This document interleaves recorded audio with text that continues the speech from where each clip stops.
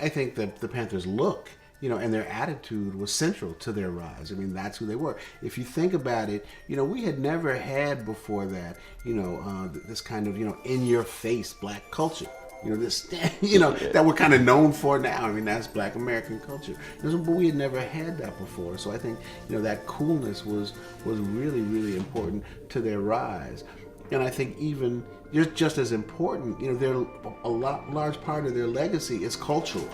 It's like, so if you look at what the Black Panthers did, what they started, the newspaper, whatever, the 10-point program, none of those things kind of were accomplished.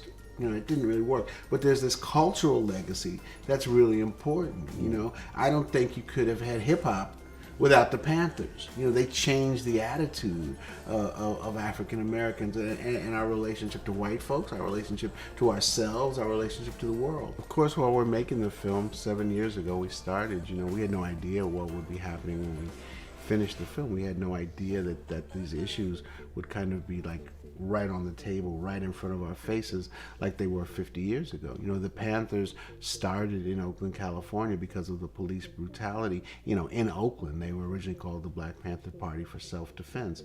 And so that's how they started. And so I think it ties right into what's happening today. I think, one of the things that it's done for the film is people can now, I think, understand the film and come to the film in a different way than they would have a year ago.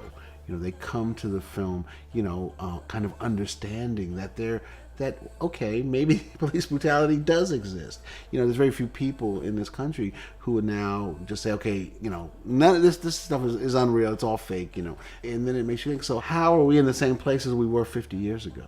And so maybe what the Panthers were talking about 50 years ago was not all that crazy.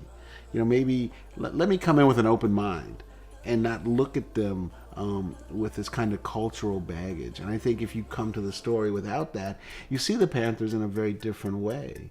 That they weren't angry black men who wanted to kill white people, but they, were young people who had a cause.